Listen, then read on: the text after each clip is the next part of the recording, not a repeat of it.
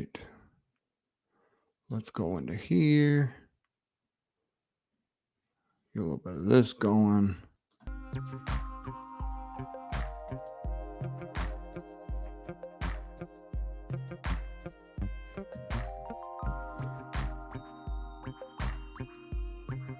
Okay, we're starting soon. Let me pull up the comments.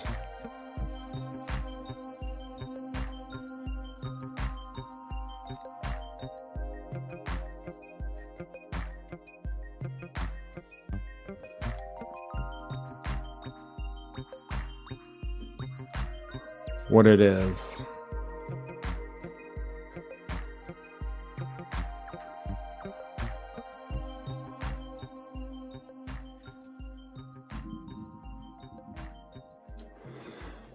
All right. Thanks for the wrench. Did you get one? Yeah, I'm pretty sure I wrenched you. Yeah, I made you moderator. You're good, Brian. All right. So we're going to get started here in a second.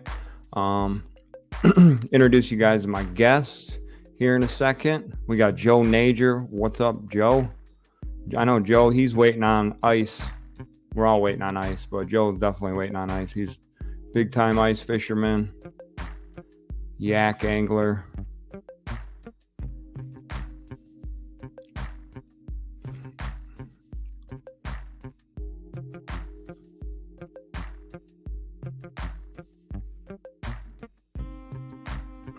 Let's go up here. Comments.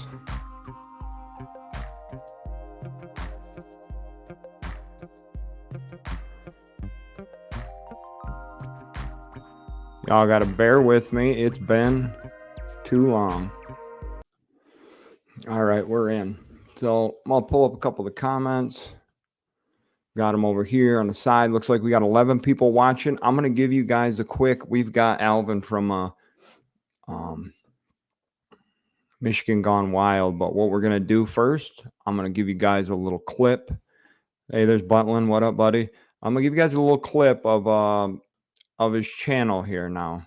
And then we'll introduce Alvin, and then we're going to talk more about deer hunting, deer camp. We're going to do some story sharing. We're going to talk about Michigan deer hunting seasons, deer camp traditions. Them guys put on they've got an awesome YouTube channel, and I've been following their content for quite a while. But we're going to dive into it here. I'm going to share a screen with you, and let's go into it. Let's just do a little throwback here. We're going to share this one.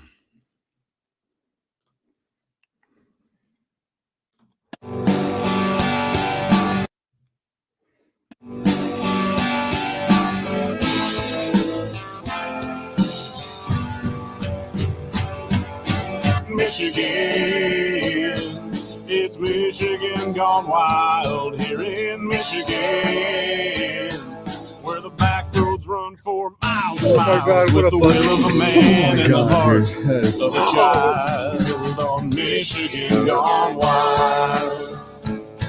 Arizona, Kansas, this is my favorite. Michigan gone wild. Michigan gone wild.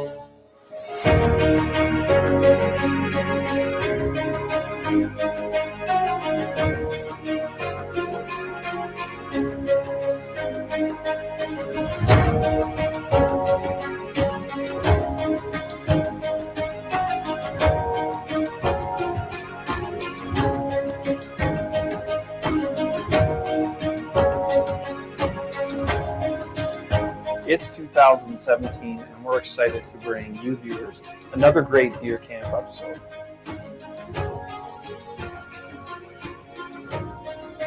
We have a lot of fun at deer camp every year. It's a huge tradition, not only in our family, but around the area. Oh, yeah. Oh, no. Time for a break. We've had the pleasure of bringing 2 years of deer camp to viewers, and each of them were a tremendous success. My brother won one of the largest buck pulls in the area. that we get to host every year at the Elkhorn, and we've been able to show Joe getting his first Michigan buck. First Michigan buck. First Michigan buck. Most importantly, we've had the opportunity to bring viewers a slice of what deer hunting means to us as a show and as a community.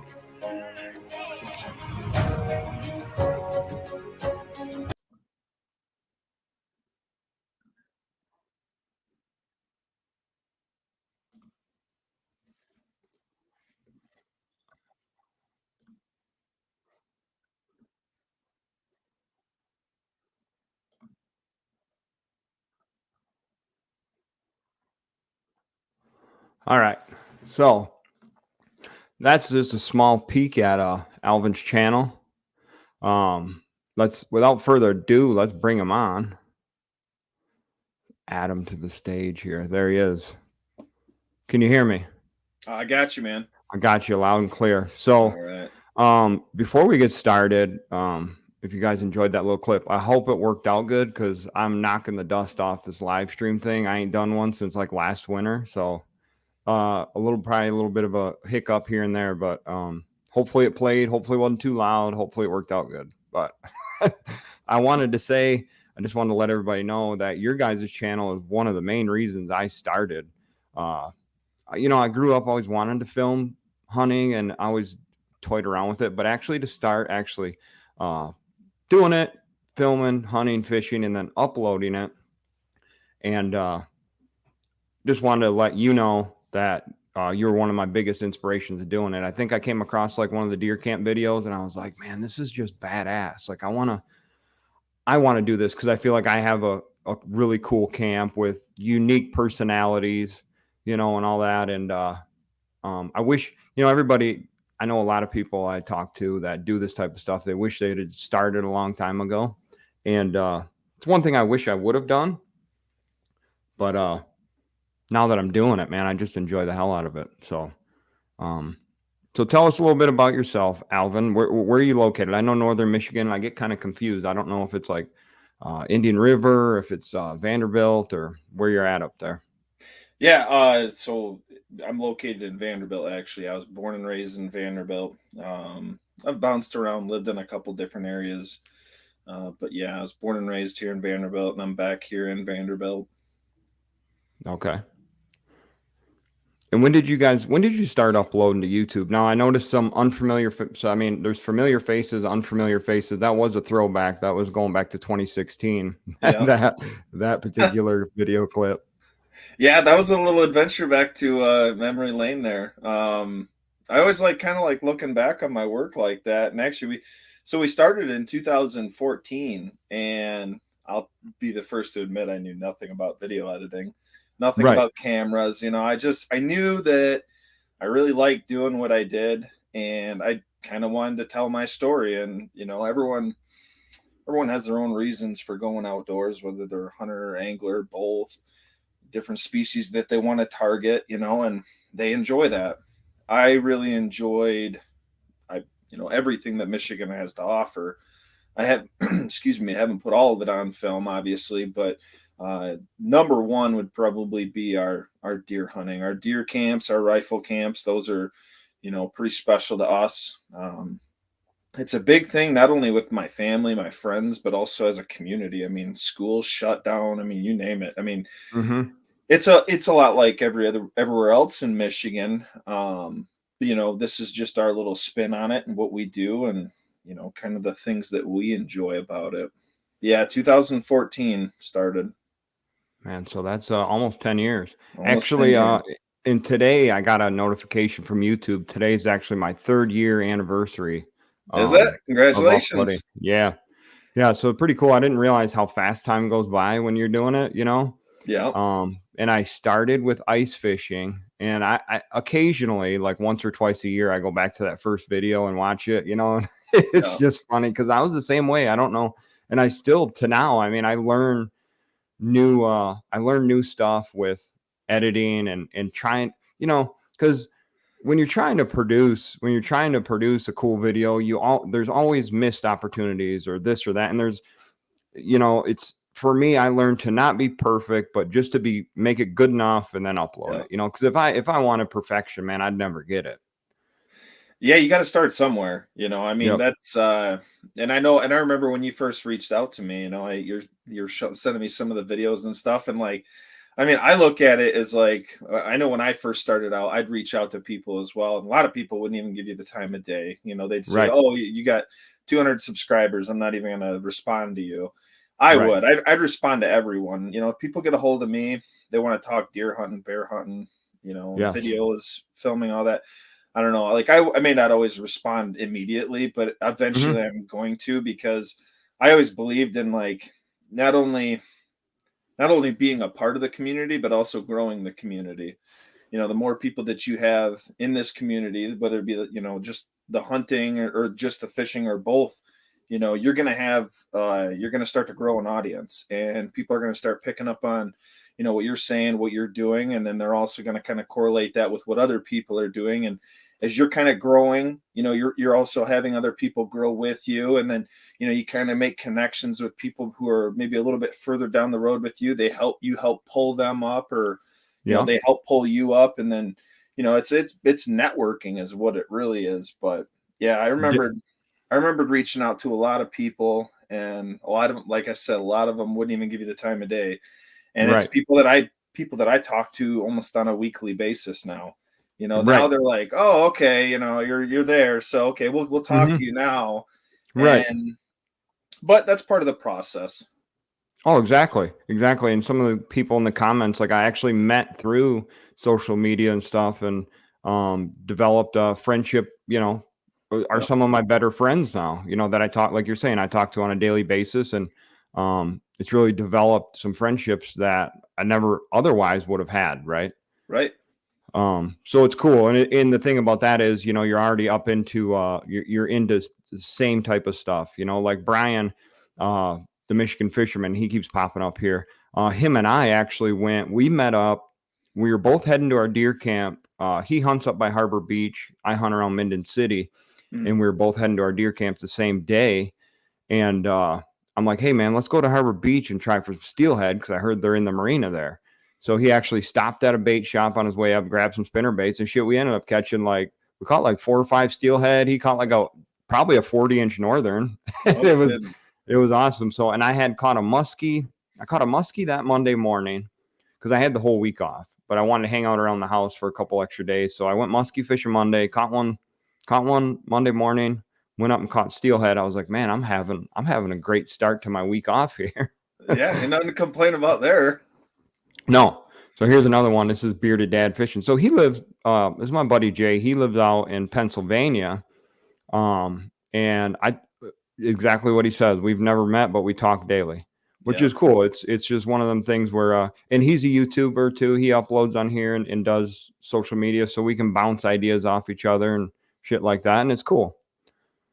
Because sometimes you need that, like for me, like we help, like he's got a thumbnail question or something. Well, what would you change with this? So I just give him, it's honesty, right? And yeah, Jay's a good dude. He's got a good channel. So let's get right into it. How was your guys' harvest this year? Up there. Way down from last year. Yeah. Way down. I think last year we had, well, out of 17 hunters, we shot, I think it was 22 deer total. And I want to say 11 or 12 of those were bucks. This year, out of 17 people, we shot 4 bucks. 2 were Okay. shot on the last day of the season. Wow. Yeah, it was rough. I saw, actually this morning I was sitting there drinking coffee, and I got a picture of a half racked buck, one that was really, really good in the season. And I was going to go after him in muzzleloader season, but I got a picture of him again, and he's broken off on his left side. So Really? I'm like, well, I'm not going to harvest him if he's already, broken off. It's good that he made it through the season. He'll be bigger next year, hopefully. But yeah, last year our deer, especially in this area, we don't have any agriculture, so it's a lot of it is acorns or browse that they're relying on. Well, last year we didn't have any acorns. There was none. Really? Yeah, there was, and so the deer, they went into the winter poor, and they came out even poorer. And on top of it, we had a pretty bad winter. I wouldn't say it was long, but it was brutal. When we Mm-hmm. did get snow, we got a bunch of it. When it was cold like in the single digits for a week straight. And it was just like, oh my God, give these deer a break, Right. and even throughout all the trail cameras, throughout summer, velvet season, even a lot of the cameras that I put out for elk, I noticed that these deer, I mean, 3.5, 4.5-year-old deer, they're still only sporting a 90 to 110-inch rack. And I'm like, this is going to be a rough year. Usually you can identify a more mature deer typically on their rack size. That's usually the first indication that a lot of people will look at, obviously. But then you kind of convert to the body. Well, these deer, they're so malnourished, it took a toll on them, and it carried over into the spring and the next year's antler growing phase. But there's no worry about that this year because we did a complete 180, and now there's acorns everywhere. It's like walking on gravel. Right. So next year should be a really, really good year.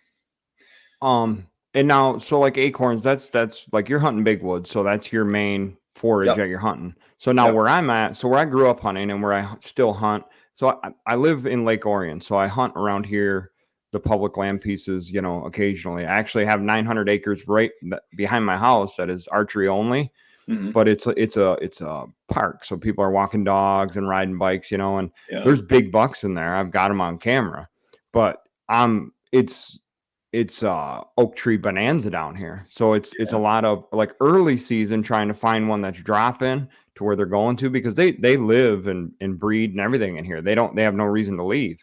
Right. There's probably But plenty of does in there and everything for them. but Yeah. up in the thumb now, it's all corn, soybeans, hay fields, all that stuff. And this year, the corn there was tens of thousands of acres of corn still standing. Yeah. For deer season, and it's still standing right now. And it's pretty tough to get them to come out of that corn because not only is it good food, but it's also good bedding. They'll hide in Great, there. yeah, they won't come out. Right. So Joe Nader had a question: why do you feel the numbers are down so much? Must be on the harvest for you guys up there.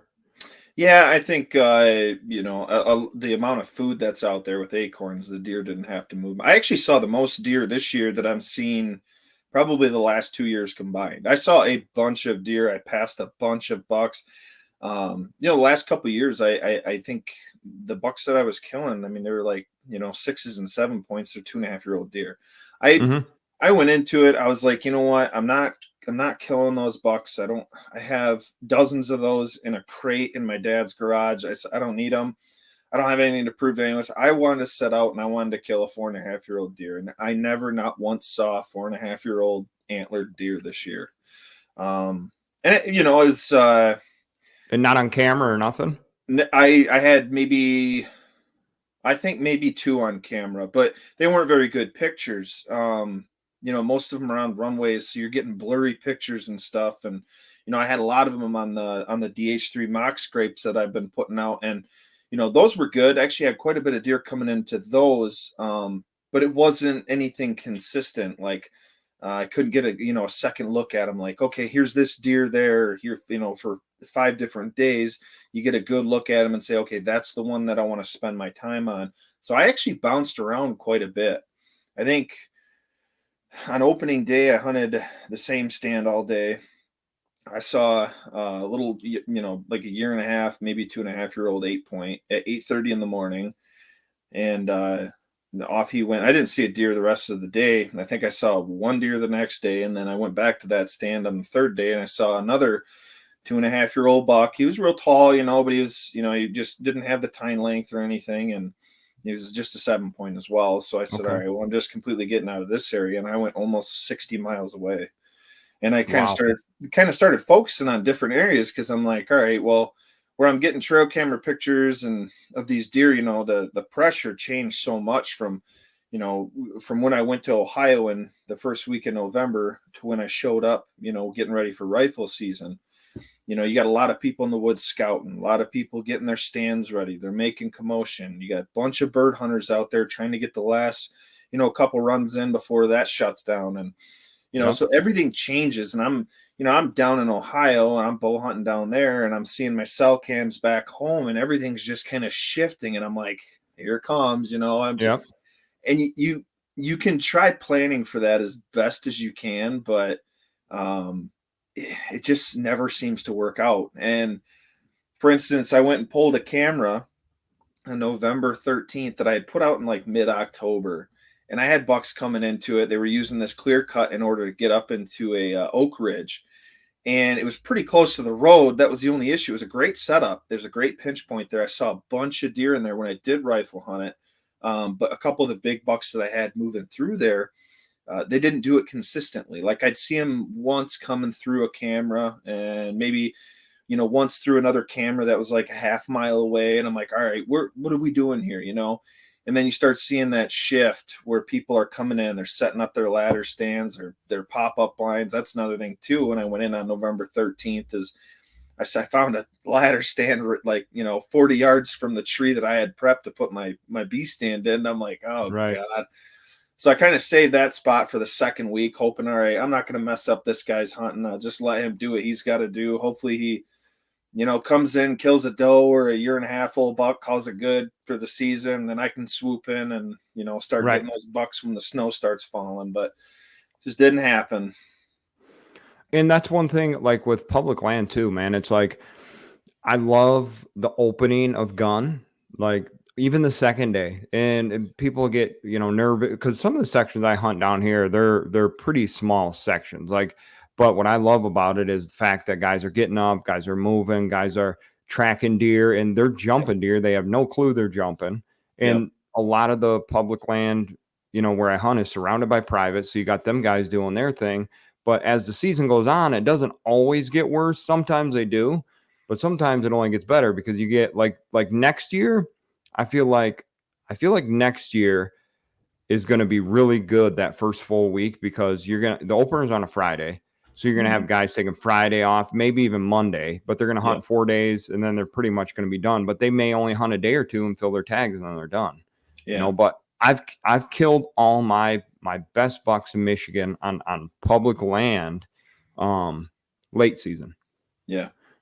Which is, when guys give up on it, I don't know. That's just, it's more opportunity for me. And then it's, and what I like about late season is you can scout while you're out there hunting too. You can scout for future, upcoming bow season the following year. Yeah. Yeah. I think that's pretty underrated is that late season scouting phase. Mm-hmm. Now you got to keep in mind one thing is that's the food sources, maybe the pressure or, even sometimes water levels, when you think about going into the next year, you have to look back and be like, okay, these deer were using this, but what were they using it for? Was there, a logging operation going on pretty close by? Was there a bunch of acorns on a certain ridge that that may not have acorns next year and the deer will totally shift their pattern? And when you can when you start picking it apart, it's almost like reverse engineering. I see that the deer sign is here. Why is the deer sign here? And if I can either plan ahead and be ready for next year if the patterns are the same, or you can take that same pattern and replicate it in a totally different area. You know what I mean? So I think a lot of people they underrate that late season scouting. While it's in season, pick up a muzzleloader and just go.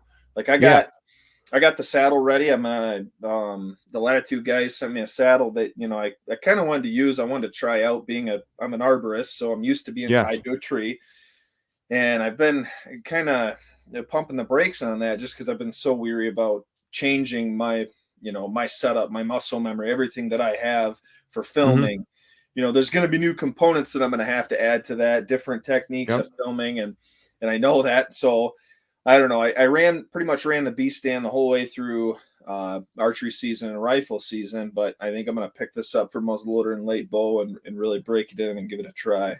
So I'm familiar with the saddle. I've hunted on the saddle, and I'm like you. I'm a lineman, so I'm used to climbing structures. I'm used to being roped off to a tree or a pole, so it's comfortable for me to set up, break down to be up there.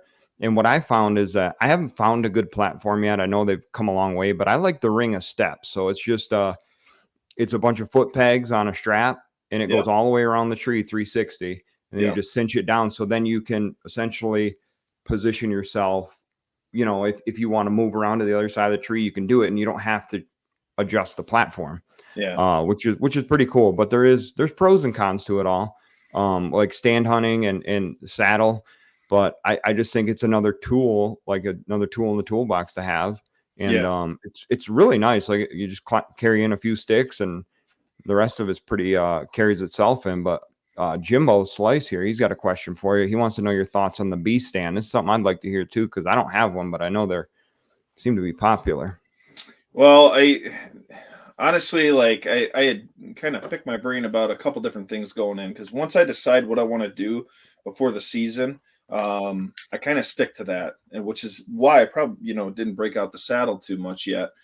But the B stand, it afforded me the opportunity. I'm a busy guy. I'm a business owner. I have other hobbies outside of hunting, so I'm doing different things all spring, summer, and even parts of early fall. But what it allowed me to do was all my trees that you'll see in a lot of the videos. We're not allowed to keep our stands up year round. We have to take those down, and we can't put them back up until just before hunting season. So rather than going out and hanging my 8 to 12 tree stands that I normally did every year, I just had those trees ready. Whether I went out there and put the sticks up, or the branches that I used to climb some of the big spruce trees, they were already all set and ready to go. So I was going out there, climbing the tree, whether it be 35. I mean, a couple times I was 50 feet up in the air this year. You hunt a mile up there. Yeah, I do. You do. Yeah. A lot of people ask me too, I'll post a picture and they'll be like, well, how high up are you? And I'll be like, oh, it's not that high. It's only like 40 feet. And then I got to remember, I'm like, some of these people, they're not used to climbing, they don't, most people aren't comfortable getting over 20 feet, but, I can, obviously doing what I do in a profession, I don't mind it nearly as much. I'm used to it. And I'm sure you're very similar, but the biggest advantage of it is being able to see, and we hunt a lot of clear cuts. So, rather than having a clear cut where you have to have a couple open lanes at 20 feet up, you get up higher, you're shooting over that stuff. Now you're, the risk of hitting a branch and maybe hitting an animal in a non-lethal way, or maybe a lethal way where you're not going to find it, that's greatly decreased because you're not shooting, through nearly as much brush.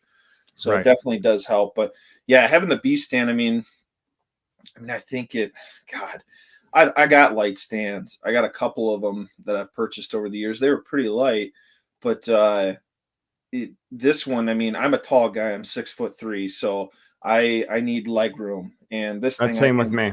Yeah, I can sit in it all day. It's perched up a little higher, so that way I'm kind of, I don't have to push myself to get up. It's almost like I'm ready just to kind of just stand up right out of the chair. So that helps. But I know we go down to Ohio, I'm sitting, sun up till sundown. But the biggest thing was getting used to, because I hunted out of a Summit Climber for a long time. So I had to kind of get used to setting up in the morning with sticks. And once I had all my trees figured out and everything, and, I kind of knew what to expect going into it, it wasn't that bad. Yeah. It's amazing how advanced some of these products are getting and how light they are. I throw that thing on my back. Excuse me. I throw that thing on my back. I did a couple mods to it to where I can just, clip my backpack to it with a carabiner, tighten down the strap, and off I go. Yeah, I think the B stand's only like 6 pounds. I think 6.8. Yeah.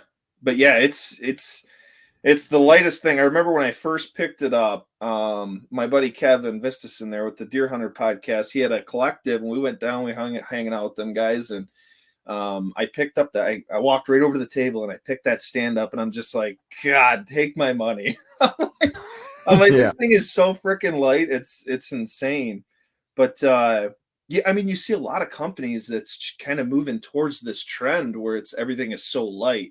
Now you got, the Latitude guys are coming out with this, the carbon sticks, and I put my hands on those. And let me tell you, Lucas, oh my God, take my money. Really? Yeah. I'm still climbing with the Hawk sticks, which I like them, but and I use those too. Yeah, those are great sticks. But you just, I don't know. Pretty soon we're going to have sticks that are under a pound.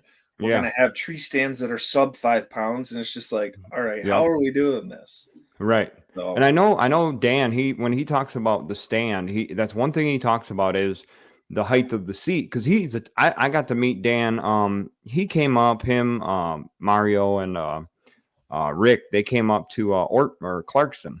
okay. It was either Clarkston or Ortonville, but they came up and he did just a kind of a group get together at the VFW hall. And I got to meet him there and I realized how big of a dude he actually is. Oh yeah, he's a Compared to big me, dude. because I'm 6'2", 6'3" as well, and I'm just like, I think he's taller than I am, if I remember right from the picture I got with him. But Yeah, I know he talks about that, the height of the seat and how easy it is to get stood up yeah. and to make a shot or something out of the stand. Yeah, it's definitely made for a tall person, or even if you're like shorter, like you're gonna have a bunch of platform space. Yeah. And I guess the only thing that some people were kind of worried about was a little bit of the stand flex, but I mean that stuff's it's barely anything, and I weigh 240 pounds, so I mean, Okay. yeah, So yeah, Jimbo, it sounds like it's worth it. So what are those, like 500, $600 or something for the B stand?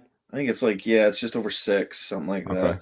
Well, Yeah, and it's like this. So I'm gonna say it like this. So it's something that you're gonna invest in, but you're gonna have it a long time. It's like yeah, I broke down and bought a fishing net for musky fishing specifically for.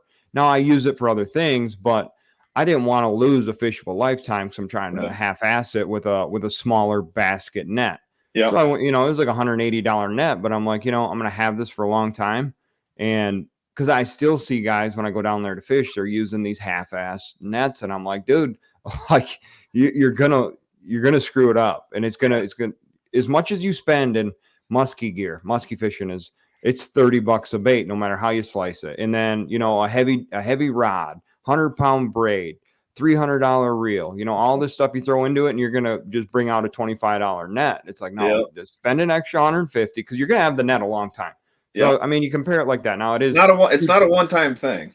no, and you'll be able to use it for other shit too. So that's where I was kind of getting at. I'm like, it's a great investment. I know my buddy Brian on here. He just went and bought one because he's been doing a lot of steelhead fishing in marinas and off break walls, and you got to have that extended handle, and you got to Yeah. have a bigger basket to get them in there.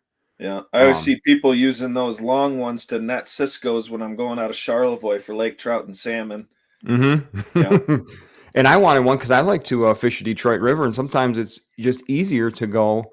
It's just easier to go from the bank, just yeah, cast from the shoreline when the night bite kicks on, and to have that long handle. Because I mean, really, don't get me wrong, I like launching a boat or fishing from the kayak or doing this, but if I can just roll up and cast from the shore and do just as good, I mean, it's just a lot less headache, a lot less time involved, and less to worry about. yeah, yeah, exactly. So he's got another question here. Let's jump into that. Hunting high, how do you get away with a lot of wind or thermals, or do you approach it the same as hunting 18 feet up?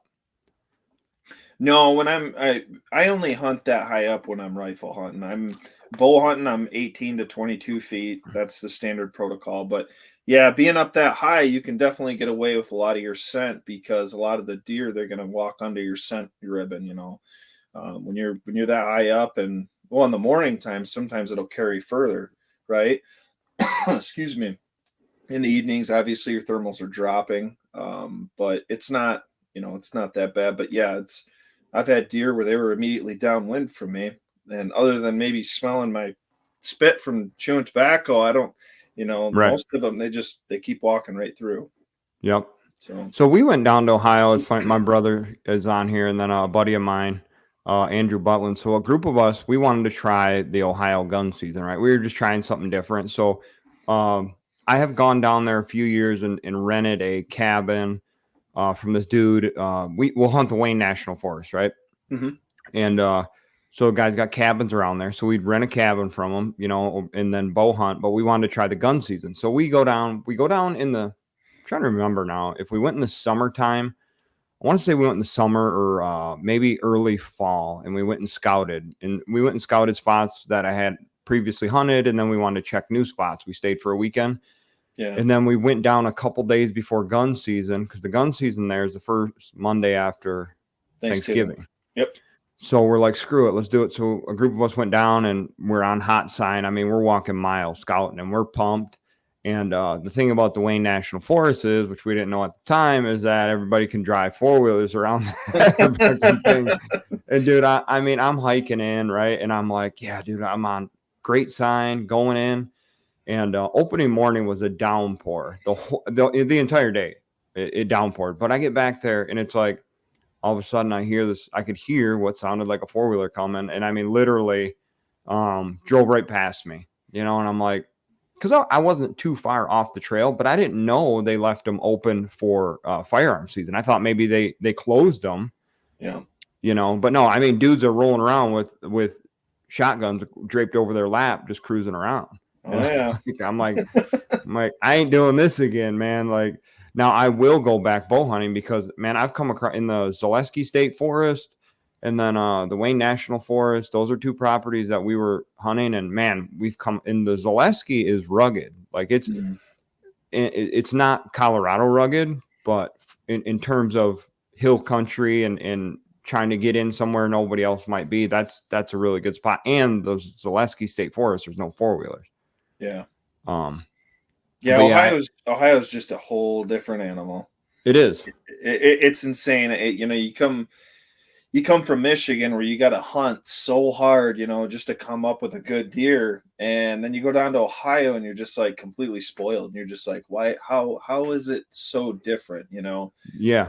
And everyone's got their own opinion on why that could be. I've got a few certainly, but yeah, it's definitely a breath of fresh air coming from Michigan and then going down there, and you're just like, okay, deer hunting is still fun. It's not a total headache, No, and the only time I've experienced what everybody wants to experience as the rut was in Ohio, and it was like November 4th, and I was in a section of woods where there was one hot doe, and every buck in the square mile knew it, and they were dogging her, and I mean, it was year and a half olds, 2.5, 3.5, 4.5, and I mean, just one single doe. And there's so much. I mean, we could talk about it for days. Buck to doe ratios, this, that, one buck rule type of things that they have down there. But I've never experienced a rut like that in Michigan. Now I've had bucks come in grunting, this and that, see bucks fighting, stuff like that. But I've never experienced like that. Is like, it's just like, where did this deer come from? Where did that one come from? And now these 2 are fighting, and this one's taking the doe over there. It's like this is like a fucking video game. Yeah. Yeah, this is the stuff you hear about only in articles. Yes. And so my brother put a comment, Stein and I got a nice 8-point walk in the hills. So, and that's what we found to produce the best during Ohio gun season, because we had marked a lot of spots off the road. Yeah. And what we started doing was we just started going hunting in groups of 2, and we were just doing little mini drives. Like we'd take a finger off the road that went back and came to a point, and we'd just take 2 sides and just kind of slowly go through and push it to the end. And they shot an 8-point doing that. I shot, I don't know, ended up being a pretty small buck. And then I ended up getting a doe. And I think we ended up with 3 deer that year. But it wasn't what we were anticipating, right? Like we were all like jacked and ready to go. Like this is going to be the best hunt ever. And then all these quads start showing up, and dudes are just rolling around all day long. And everywhere I thought nobody would be, there was boot tracks in the snow. I'm like, man, this is, it just beat me up. Yeah. we still ended up getting a few. Yeah, but it was a quad army out there. And that's the thing. It's just like, there's no point going there gun season unless you're just going to, join them, and just hop on a quad and just go ride around and maybe try to push them around a little bit. That, or you can get a good private chunk to go on. But if you're only hunting public land, I tell people all the time, like, I wouldn't even waste your time going to gun season. I've known a few people go down for muzzleloader season. They don't even, it's like deer don't even exist down there because they're just all hiding. But yeah, bow season, it's always been good for us. The first week in November, that's always the week that I go down to Ohio. Yep. So let's see here. Joe, Jace, I bow hunt Ohio near Athens, private land next to the Wayne. And the Wayne, I don't know what public land you guys hunt, but the Wayne it's phenomenal. It's huge. It's gnarly. It's rugged. It's fucking crazy. The thorns, everything else down there. Everything has a thorn down there. Yeah. That's why kudos to you. You're brave for going down there in the middle of the summer and doing some scouting, because I don't go down there. I've been hunting down there since 2016, and I Yep. do not go down there unless it's like March. That's it. Anytime we've gone scouting down there, we go in March. Other people would be like, guys that camp, but why don't we just go down in like June or something? I'm like, you can go down there whenever you want. I said, I'm not going down there unless it's March. Right. That's just not going to happen for me. I'll put up a cell cam. Put up. Well, and that's what we did. We did end up Yep. hanging some cell cams, which I had one stolen from me. I actually got a picture of the dude before it happened, and I put it on a Ohio deer hunters Facebook page, whatever, and everybody on there knew exactly who it was.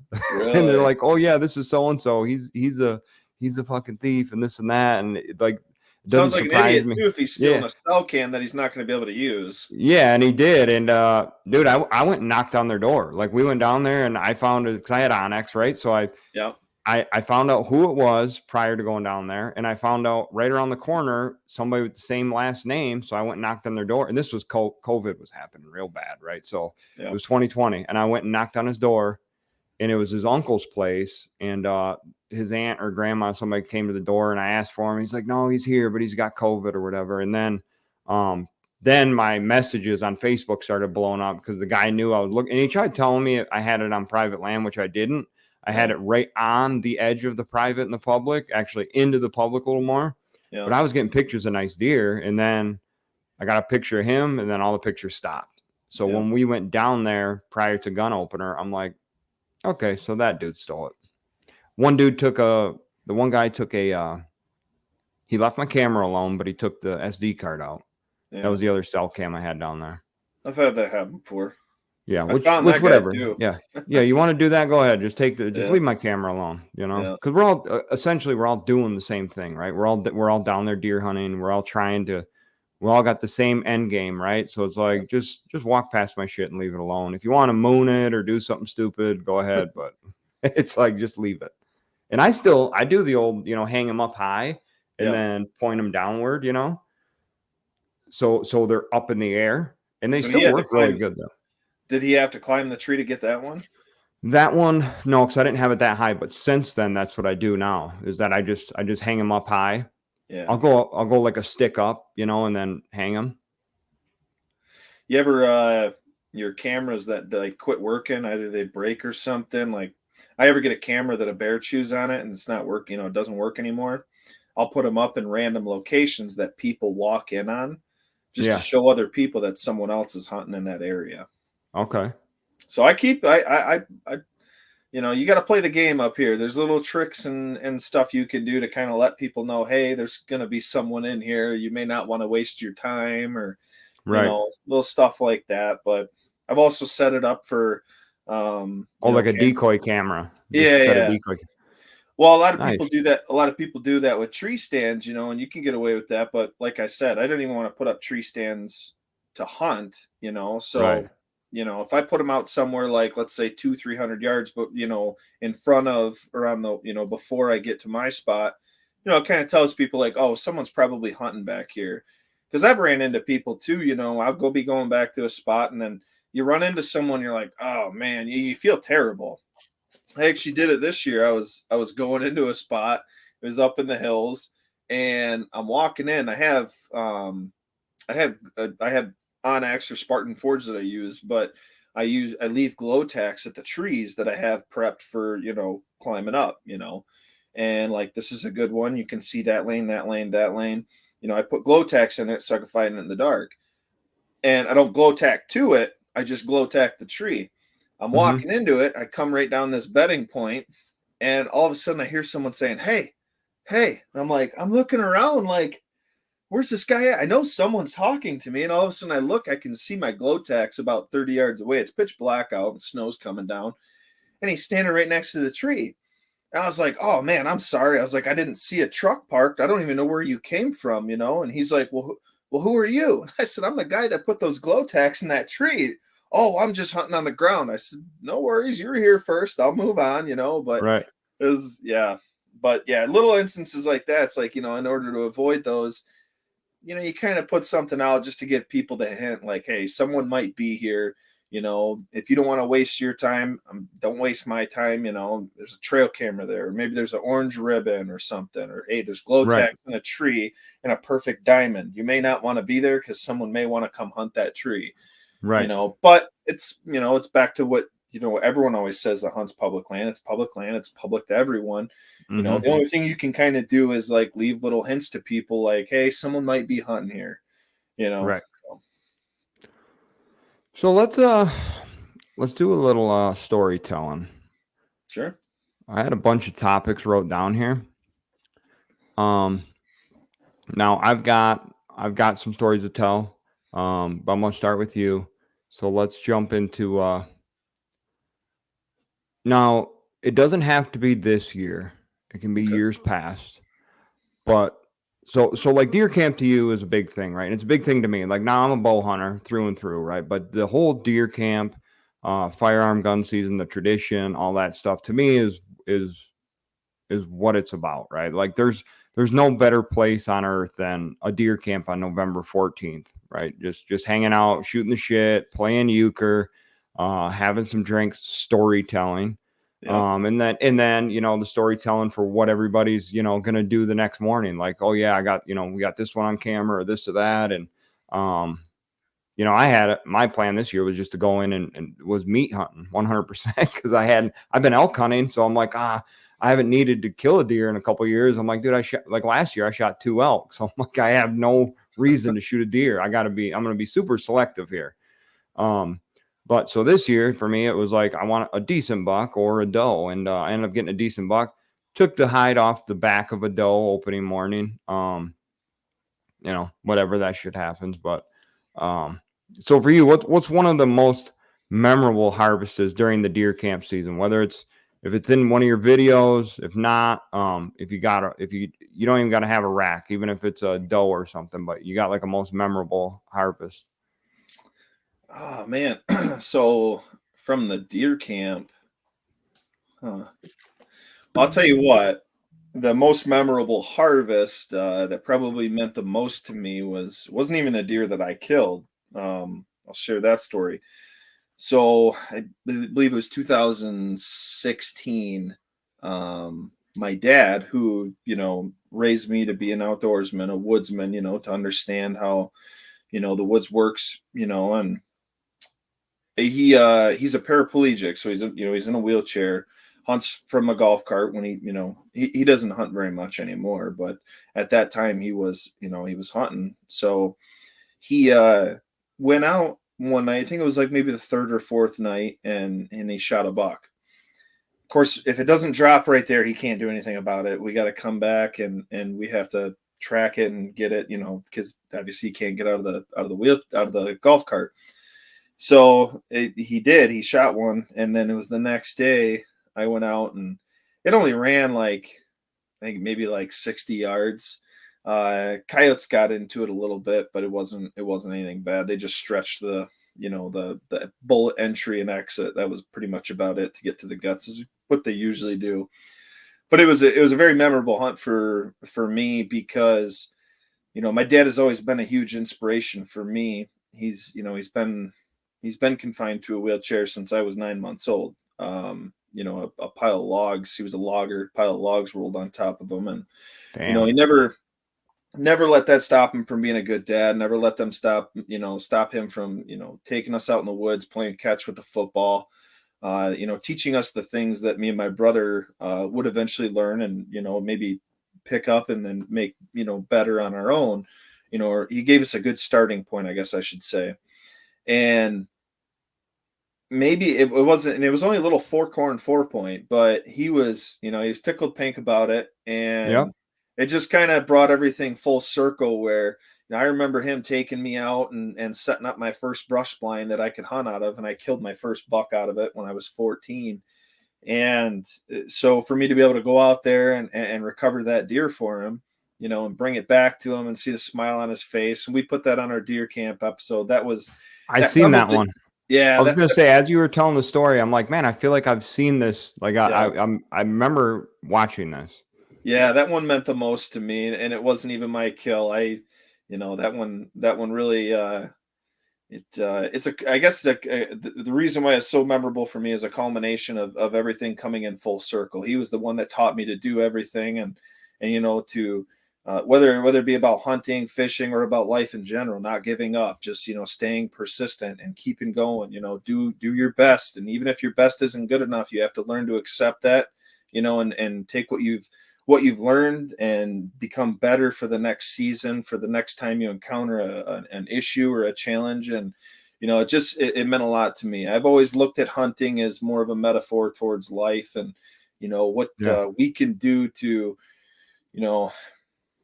make hunting more personal for ourselves. It isn't about the rack, or isn't it isn't it isn't even about killing them yourself. Sometimes when you can draw certain correlations from hunting and into everyday life, that's the story that I like to tell. And I think I've done my best that I could do in the 9 years we've been doing this, and telling that story, that it's not about the kill. I've said it on film before that, I've had nice 8 points walk past me, and I'm like, I'm not killing that buck, because that'd be just another kill on film, and I'm not going to do that. That's it, because I believe that it should mean something more. I mean, hunting is a very special opportunity to express, a very primitive inner part of ourselves with each individual. I mean, this is thousands of years of evolution, and we're still channeling those, that primal instinct into everyday life. And I like to use hunting as a metaphor to do that and to tell a story.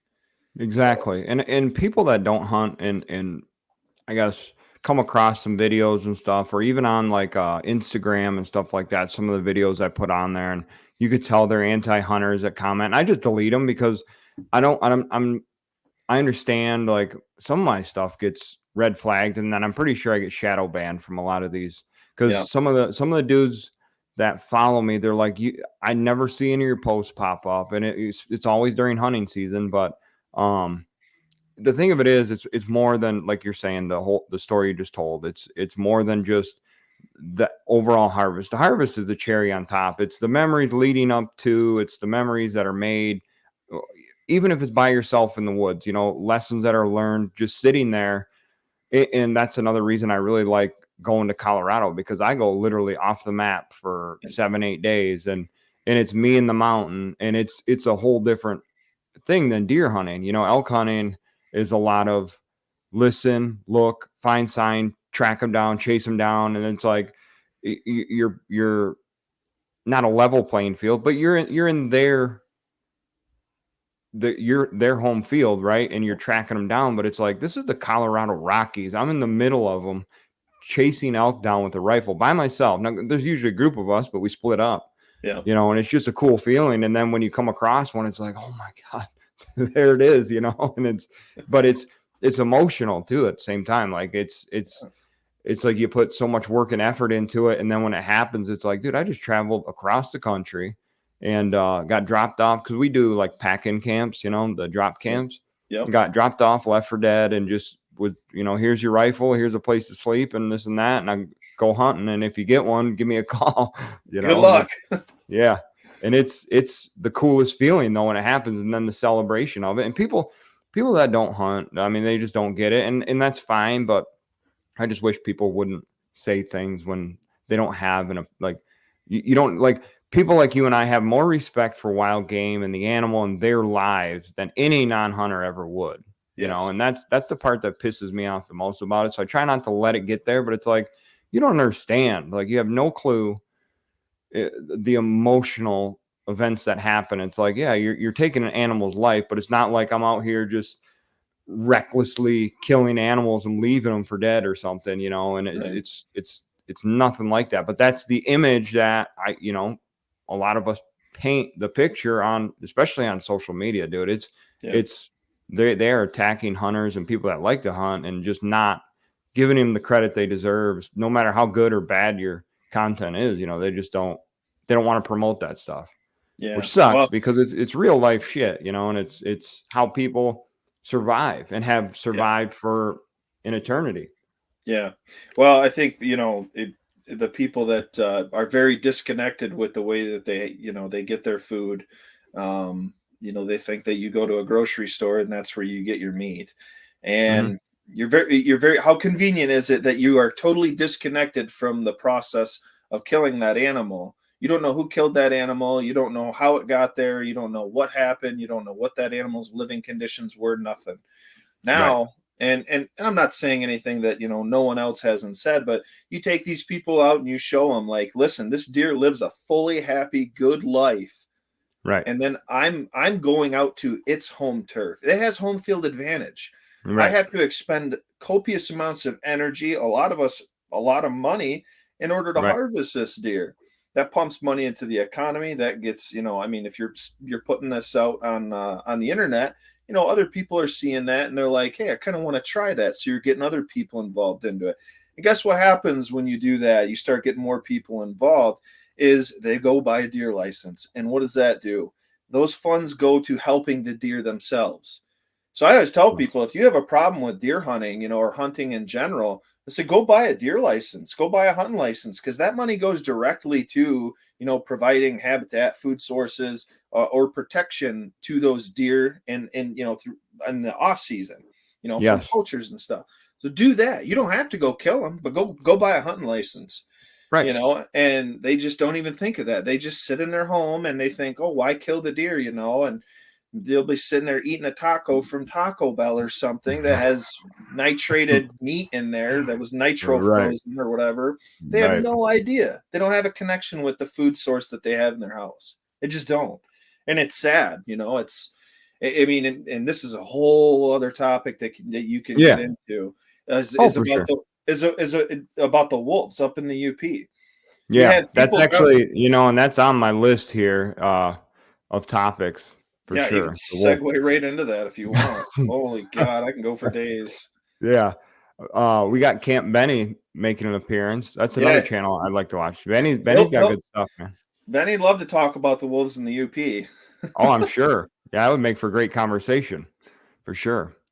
So I'm gonna tell a story quick. One of my life lesson stories in the woods. Now, this wasn't from deer camp. This was from my Ohio deer camp, and I know I kind of briefed on the story with you earlier.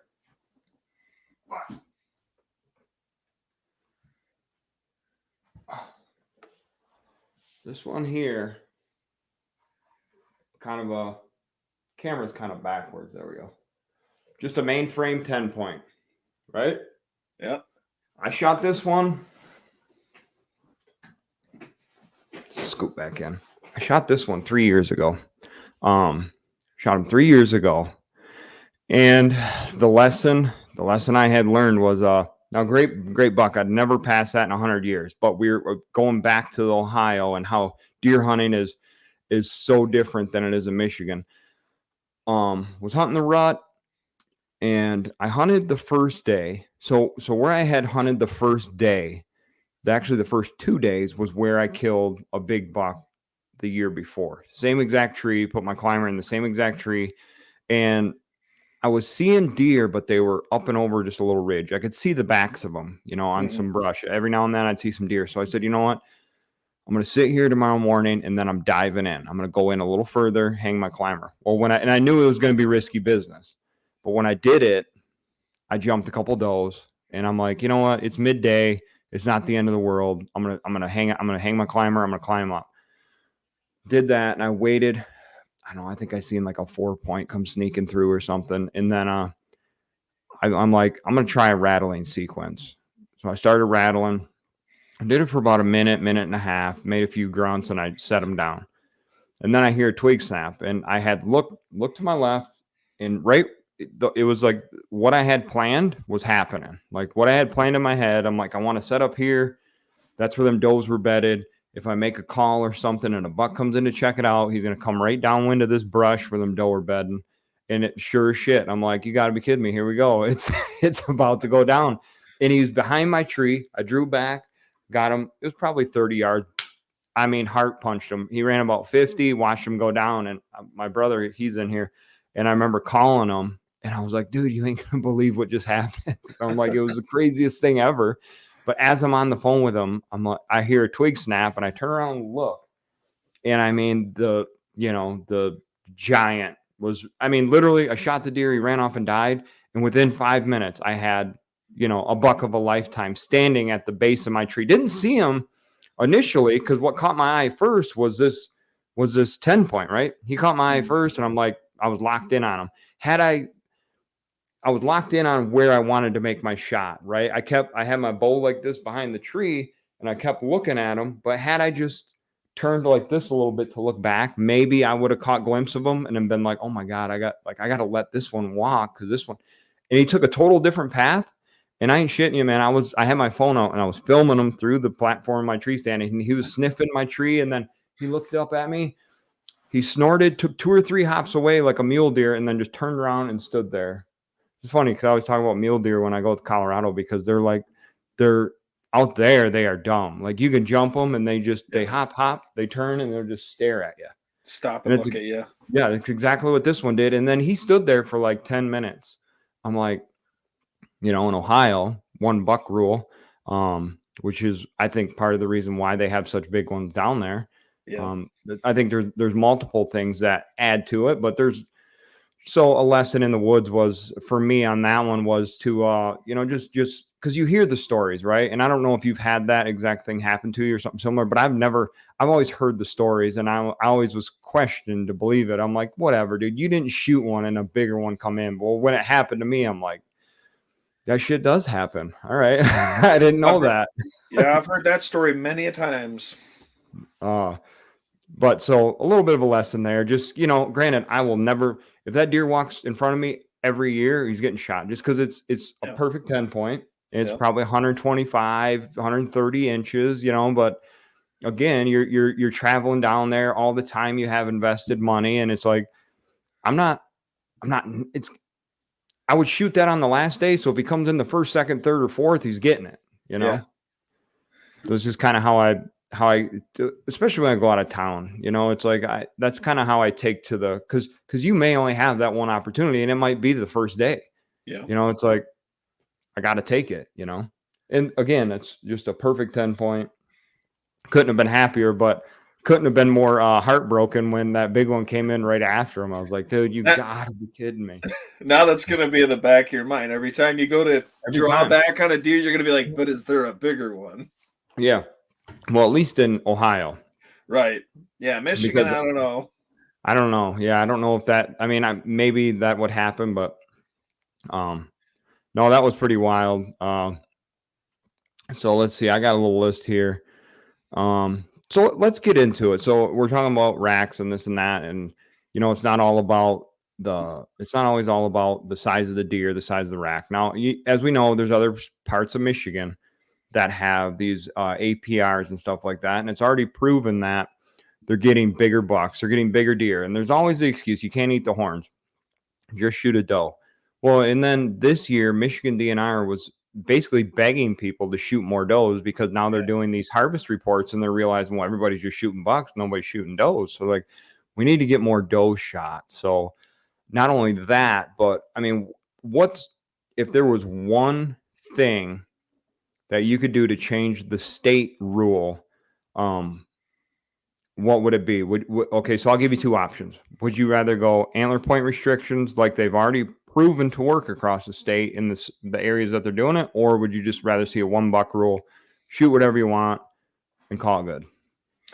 Well, you know, Luke's, I've been asked this question a bunch. You know, I talk to a lot of people, probably like you do too, and it may not be perfect, but it almost kind of gives that halfway meeting feeling. And what I would do personally, if you said today, you know, Alvin Sickevich is in charge of the deer herd in Michigan, the first thing that I would do, besides open up a freaking open season on all the wolves in the UP, I would go to your combo system, being 2 buck tags. You can kill one in archery season, have 3 inches or more on one side, or whatever, it doesn't matter. Mm-hmm. And then your other tag is a rifle tag, that if you don't fill it in rifle season, you can fill it in muzzleloader season. And that is completely restricted, 3 or more on one side. That's what I would do, because it allows people to listen. The reason why we have so many hunters in Michigan is because we have the amount of tags. We can hunt all year long, or not all year long, but like, from Basically.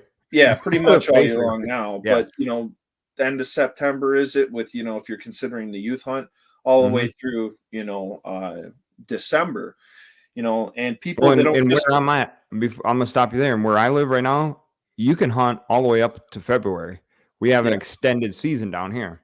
yeah, and that's and I understand there's certain areas that that require different attention. Listen, the UP, I mean, it's decimated. You ever you look at the the counts that are coming across the bridge, it's pathetic. Now granted, there's a lot less people traveling to the UP and hunting. And in fact, we've even gotten a lot of people down from the UP coming down to hunt where we're at, because I'm only 30 minutes from the bridge. 30 minutes, I mean, I live in the perfect part of Michigan, in my opinion, because I'm an outdoorsman, I am a hunter, I'm an angler. I have, 2 Great Lakes within driving distance, within 45 minutes at both ends. I have the UP within 30 minutes of my house. So I feel like I live in the perfect part of Michigan. So I'm spoiled. But I also hear everything. I hear the complaints from people in the southern Michigan where, you have very little public land, but all the public land that there is just totally overran. And there's gun shacks on every corner of every private property. So there's a different element of frustration that hunters deal with down there.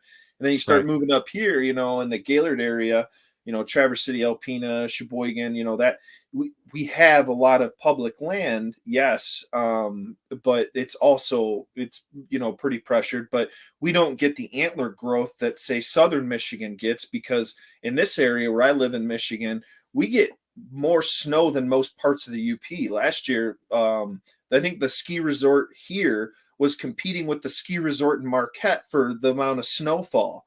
We get pounded every year, and we're getting snowstorms in the middle of April and even sometimes the beginning of May. These deer don't have green food here, so their antler growing season is a lot smaller than, say, southern Michigan. So that's where you start seeing a conflict between the way people from southern Michigan would want deer managed versus people from northern Lower Peninsula. Then you go to the UP, and that's a whole totally different element. You have no deer up there because the wolves are eating them all. And then you've got idiots coming out and writing articles saying, well, actually, if there's more wolves, that means more hunter success. It doesn't take a genius to realize that if you have more wolves, eventually you're going to have less deer. Right. And it's all in this whole wolf thing with them being protected. They're very vague on what they're saying, what the status should be in order for them to be taken off. And so it's basically up for discussion. Oh, well, they need to be here. Well, it doesn't take a genius to realize that not only has the deer herd been impacted so badly in the UP due to wolves, the UP never stopped getting snow. It's been getting snow like this for thousands of years. Okay. And they had plenty of deer before.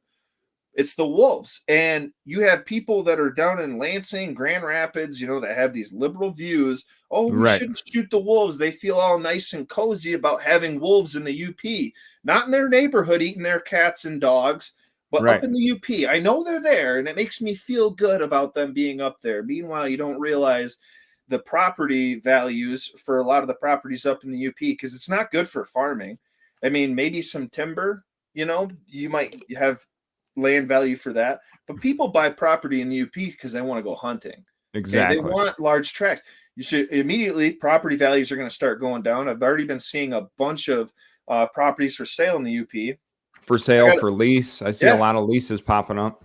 Yeah, they're just doing away with it. And then all these small towns that, I love visiting when I go up there. They're basically skeletons of what they were back in the, even as close as the early 2000s, because people aren't going up there to hunt anymore. So you're, loving, Animal Friend down in Lansing or Grand Rapids, they don't think about the store owner or the bar owner or the meat processors up in the UP that rely on this type of year for substantial income for the rest of the year. They don't think about that. That just blows right over their head. They just want the cute, fuzzy animals up there. Not in their city. They want them up there. You can deal with them, but you're not allowed to shoot them. Okay, well, how do we take care of them? The best way is through hunting them. It always has been. Conservation is the number one way to manage any animal species there is. I agree 100%. Let us hunters do what we do best. We kill shit. Let us do it. So now, so basically you're saying archery tag and a rifle tag, but you can't use the archery tag in rifle season. Like you I basically would get I would be open. Sorry for cutting you off. I would be open to the archery tag being valid for an antlerless deer in the rifle season. If that, okay. I would be open to Yep. that. But as far as the 2 buck system, I don't know a lot of people that kill 2 bucks in rifle season as is. I haven't done it since 2012, Right. and of course I'm a lot more selective than I am now. But different people go out in the woods for different reasons, and I'm not going to judge them. But you No. have to, if you want to keep a collective of the hunting, populace that we have here in Michigan, and possibly, limit the risk of losing them while also retaining more, is you want to increase the odds of success. You want to, improve the experience that people are going to have. And the way that's going to do that is the majority of deer are killed during rifle season. So that's the time of year you're probably going to want to protect those 1.5-year-olds. But I Right. still want to see people out there experiencing archery season and participating in that, because every hunter that buys a license and walks in the woods and participates in it, that's a voice for us, for all of us, no matter what we agree on or disagree on. That's a voice for us. And those numbers are dwindling. And it's because the overall experience of hunting it's getting worse with each and every year. Now, Right. granted, that's through poor decisions that the NRC and DNR have come up with. It's almost like it's designed, honestly, and I won't go there. But what I will say is something needs to be done, because we're losing hunters at an alarming rate. We're not retaining any new ones. People Yep. don't travel from Ohio to go hunt Michigan. People from Michigan go to Ohio to deer hunt. And Right. it might not be a bad thing if it was the other way. You know what I mean? If there was a Right. reason for people to come here. But we got to Right. get that figured out at a legislative level first, because we don't have people in office or whatever committee is making these decisions. They're not doing it with the best interests of future hunting generations Yep. in mind. They're not. So There's that's no the way. first time. That's the first time I've had it explained to me like that. Like now when I talk to people, and I know you talk to a lot of people about hunting and what can we do to make it to make it like other states, because you can name off. I mean, right now I can name you a dozen states that grow better buck populations, bigger buck populations, right? Mhm. And it's always like, well, they just need to. It's either APR or 1 buck rule. But I've never had it explained to me like that, where you just get an archery tag and you get a rifle tag. So some guys that only archery hunt or they only rifle hunt, you're essentially only getting 1 buck tag, because that's how it'll shake out. But I do like that idea. So like if you really want to try to get two and you are an archery hunter, like a lot of people are that were born and raised here, you're gonna get your archery tag, try to fill it. If you don't, well, it was a great donation, and then you try to get them with a shotgun or a rifle. No, I Yeah. like that idea. I've never had it explained to me like that, but I would jump on board for that. I was always kind of, which is in that same realm as just kind of a 1 buck rule, because I don't care if you want to go shoot a spike horn, because here's the thing, my life's only gotten busier, and I know you can attest to this as well, being a business owner. My life's only gotten busier the last few years. My time to hunt is limited. It just seems like every year that goes by, I have less time to hunt. Yeah. And so it's like, of course, I'm not going to shoot a spike that walks out, or a 4-point or a small 6, but if I'm going hunting and I'm hunting for meat, because me and my family like to eat deer, I'm definitely going to be looking for a doe. But I'm also going to be less selective as to shooting a buck. But when it comes down to it, I don't care what anybody does with the money they spend on their deer tag. It's like, you can shoot whatever the hell you want, whatever you can legally shoot. But there's a lot of people out there that they'll just turn their nose to people like, well, I've been watching that one. So where I had shot that 9-point this year, second day of gun season, and the neighbor, and it was probably my 5th best buck in Michigan, right? I was breaking it down the other day. Probably my 5th or 6th best buck I shot in Michigan.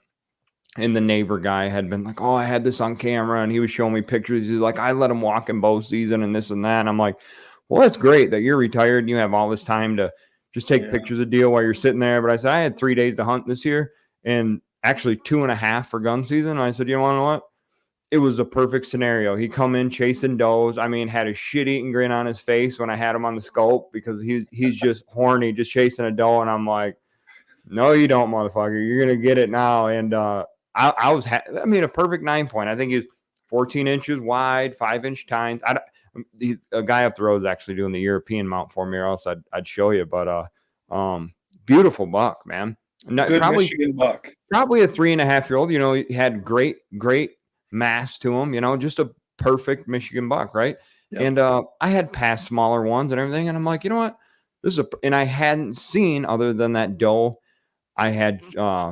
I gave a haircut opening morning. I hadn't seen a good enough doe to shoot either. And I'm like, well, you know, it's just the way it all kind of came down to that moment. And that's one thing I've learned about just going back to filming and stuff. Trying to film firearm hunting is difficult for me because I'm usually in locations like I hunt, like you're hunting big woods and clear cuts and stuff, right? And you're seeing them out there like me. I may be on a fence row that's joining 2 sections of woods, and the shit can happen at any second. And like I got everything ready to go, but it can happen like that. And you know, in a blink of an eye. And if you don't take the shot opportunity and not worry about filming it, you may lose the shot opportunity, you know? Right. But it kind of pissed me off because I'm not one to, I don't rag on people for what they want to shoot. You can shoot whatever you want. But when it's like, man, this was actually, I hadn't killed a buck in 3 years. And then I finally shoot a good one. And then the neighbor guy's like, well, you know, we're never going to get huge bucks around here if we're shooting these all the time. And it's like, you know what? Fuck you, dude. Go back to whatever you were doing and leave us alone. Cause we're celebrating and having a good time, you know. And it's like, whatever, dude. But stuff like that bothers me. You're going to have that with a lot of people. And honestly, as your channel starts to grow and you get more people viewing it, you're only going to have more of it.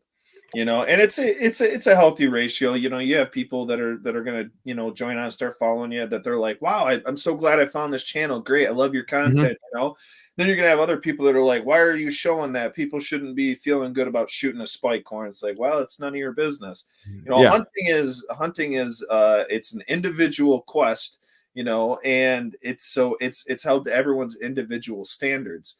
And that's why I love Deer Camp. As I always say, Deer Camp is it's a single, you know, it's a loner's pursuit within a collective. You know, everyone's at camp, but they're doing their own thing. And it means something different to everyone. And like you said, you know, I don't like when people are doing that. If they have different standards, that, you know, then that's fine. I have a certain goal that I set out to every single year during deer season. You know, like this year, I wanted to kill a 4.5-year-old deer. Believe me, I worked my butt off. I had cameras out in the woods. I was scouting. I mean, you name it. I was fully invested. I didn't even see a 4.5-year-old on his hoof this year. Okay. All of bow season in Michigan, all of rifle season here in Michigan, never saw a 4.5-year-old. Had very few. I think, like I was telling you, I had like maybe 2 on camera. I go down to Ohio for 2 days and I shoot a 135-inch deer.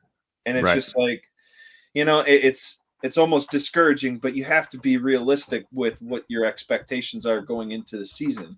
And I know what I'm capable of because I know the amount of time that I invest into deer hunting, specifically on public land. It's going to be a different game than someone trying to hold or grow deer on a 40-acre parcel. So their expectations are going to be different. I'm not the person to judge what they're doing because I don't do it.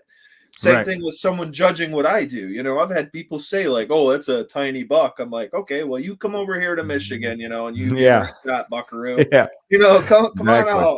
Try shooting a 3.5-year-old deer on public land. Good luck. Yeah, let me see how that works out for you.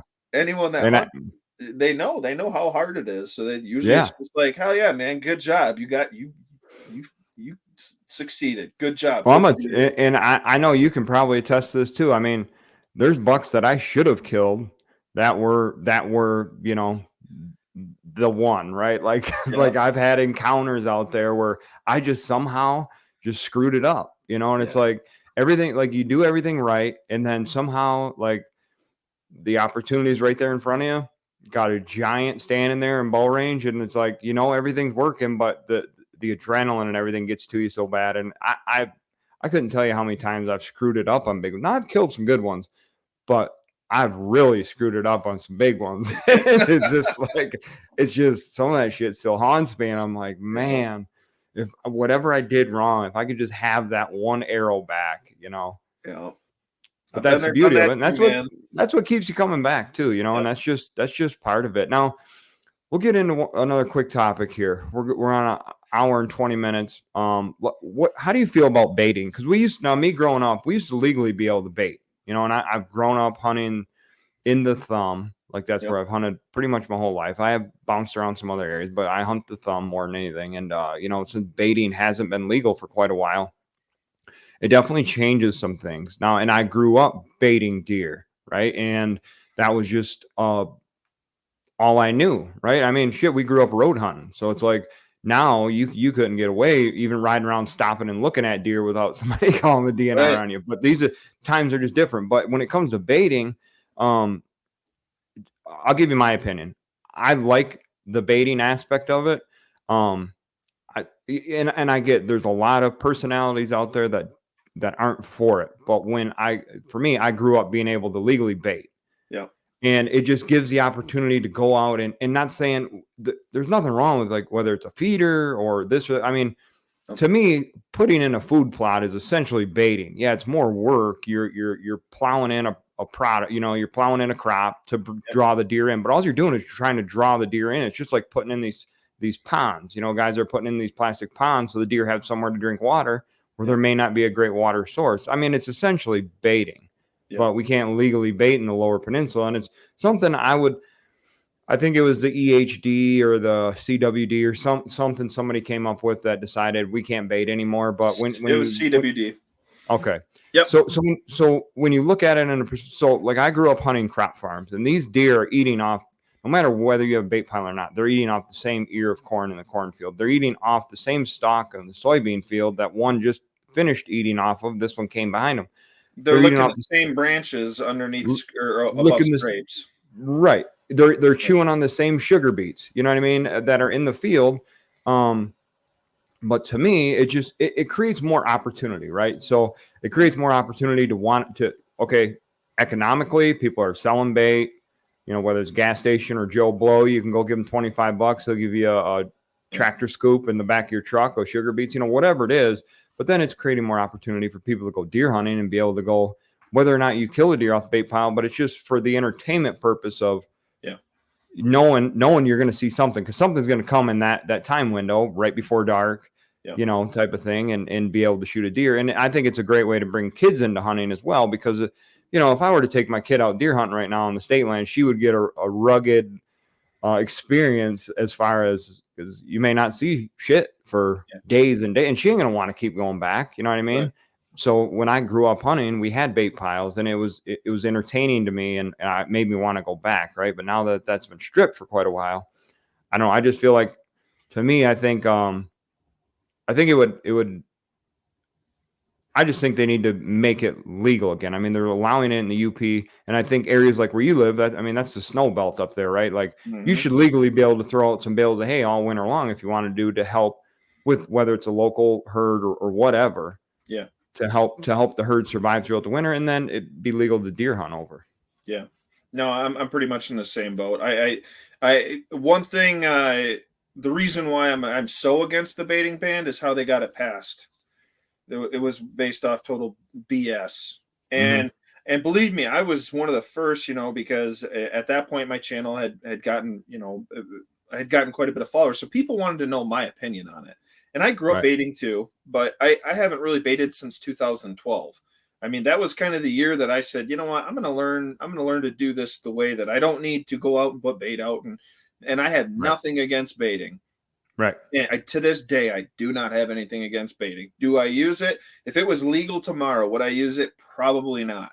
Just because of the way that I hunt, I move around so much, but I have absolutely nothing against it. In fact, if you want to get young people involved in hunting, that's the best way. Either put them over a food plot or put them over a bait pile, and they can make a good, ethical shot. They can settle in. They can do what they need to do in order to perform the task to harvest that animal as quick as possible. Right. And on top of that, the reason why I grew up baiting was because, my dad was a paraplegic or is a paraplegic, and that was the only way he was going to be able to hunt. We had to be able to wheel him from either his, the golf cart or the snowmobile, whatever we used to ride back there, to the blind. And we usually parked, within 30 yards of it.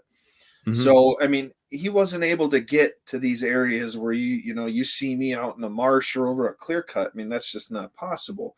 So a bait pile offered people with limited mobility the opportunity to attract deer to a spot where they could harvest it and make a good shot too. And not only that, you learn so much about deer. Some of my favorite memories of deer hunting when I was younger was when I would hunt with my dad. He always loved muzzleloader season. I'd be hunting over bait, and you would just see these deer come in. That where were these deer in all October, all November, and then all of a sudden here they come. Well, it's because they need to eat. They're getting ready for winter.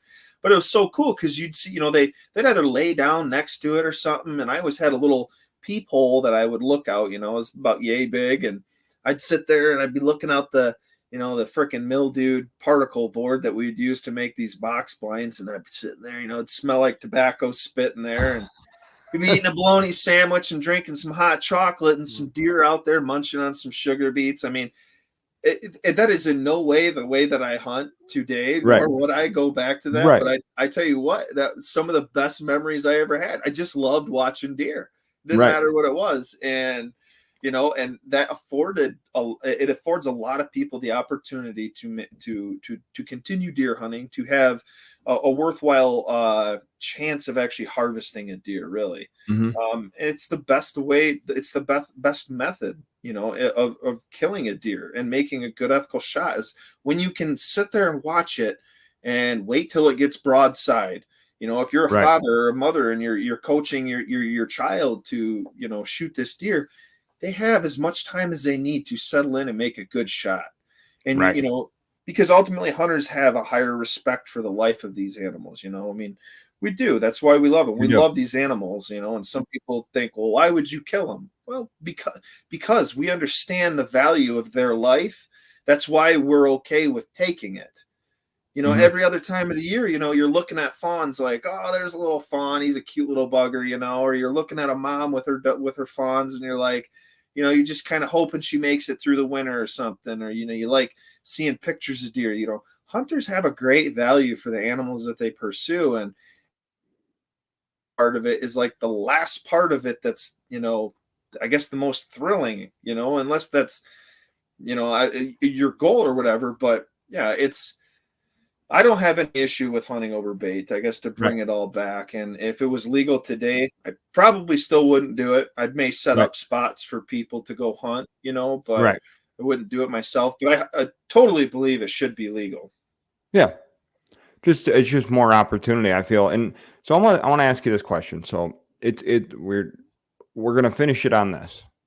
And maybe we can carry on to this topic. We can segue into it to another one. We'll I'll get with you and we'll see what kind of time we got. Maybe hop on here again and talk more about it. But one thing I've noticed now, I really love cell cams. I love the ingenuity of the cell cam. I love how far trail cameras have come. But I talk to a lot of young hunters, and you want to know the one thing that keeps them out of the woods? They ain't got a big buck on camera. Ain't got a big buck on camera. Ain't worth going out. I ain't got a big buck on camera. And that's like, it's like heart. I'm going to say it breaks my heart. I mean, it doesn't, but that's the only word I can come up with right now, or analogy. But it's like, man, when I was your age, I didn't have cameras, and I had no idea what I was like. You were going off a rub on a tree. It's like, man, this has got to be a big buck, right? Like, I remember when the first cell cam came out and it was the fucking rollout film. Yeah. You put the camera film in it. And I'm like, so now these kids can just go put cameras out.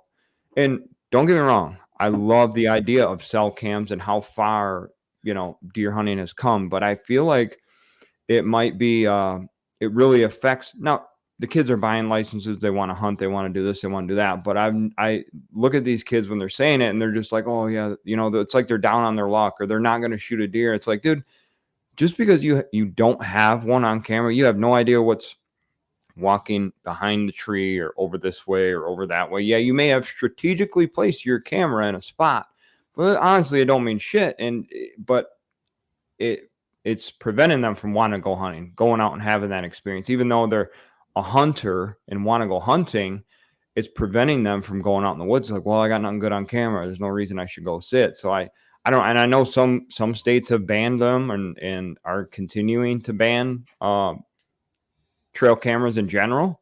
I'm not for banning them, but I just think I'm starting to see a disconnect with like young hunters not wanting to go out into the woods because they don't have, and it's how easy is it now for you and me? It's like, I mean, I don't know how old you are. I'm 36. So for me, it's like, I'll be 34 Wednesday.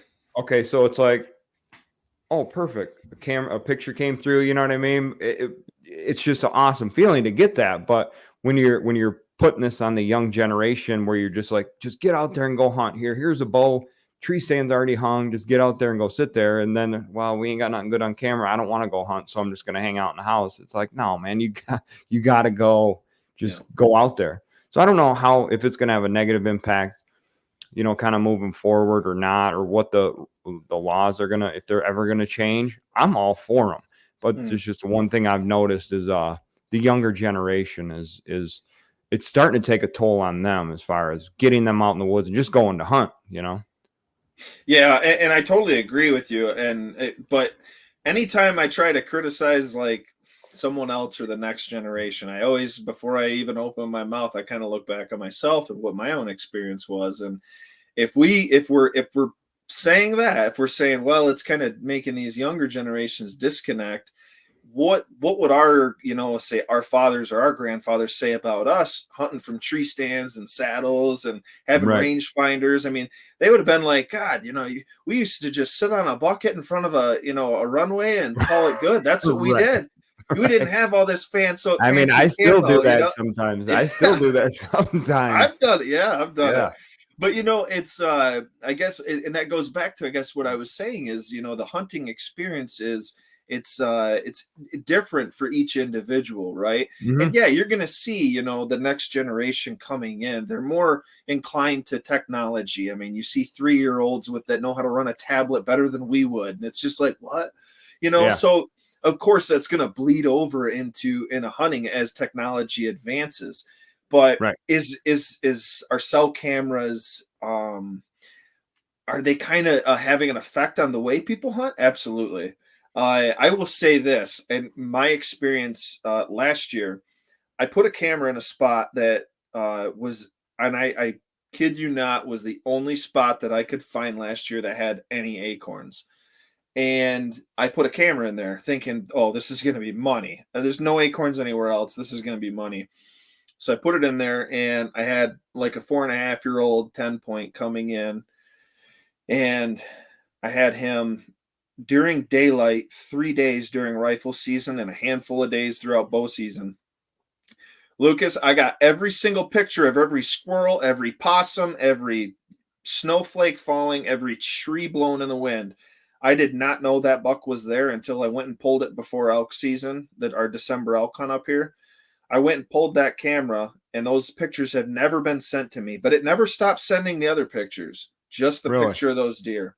And from then on, I said, absolutely not. I actually went back to using standard SD cameras, and I started treating a lot of cell cameras like standard SD cameras. Right. I run almost 30 cameras a year. I mean, between elk, bear, deer, and all that, and I stopped relying on cell cameras like that. I really did.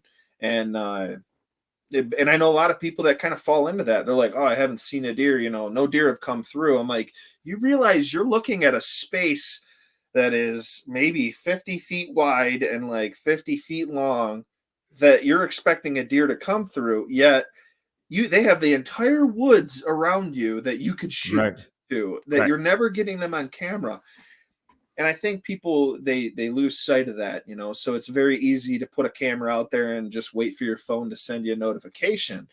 But in that process, we're also losing a lot of the, a lot of the attention to detail that an avid woodsman, not just a hunter or an angler, a woodsman would, be apt to. We're losing that with the newer generation because they're so inclined to lean on technology to find deer.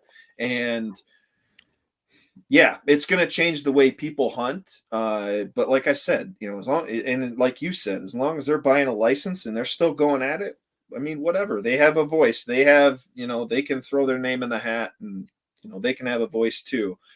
But they just may not experience deer hunting the way other people who are doing it differently will. Right. Yeah, it's funny you mention just sitting on a bucket over a runway, because I mean I still do that. I mean, not necessarily. Yeah. I'll just hunker down in a fence row. If somebody's like, yeah, just go out here and just hunker down, it's like, all right, I'll go. Perfect. And just sit and wait for one to run by. I mean, that's just what it's about. Yeah, imagine when these high-powered scopes started coming out. People were older generations were probably going, why do you need that? You got iron sights. Well, now I can shoot a deer 200 yards across the marsh. Oh, I can still remember when they legalized rifle and shotgun hunting out of a tree stand, because it happened in our lifetime. Like you couldn't always do that.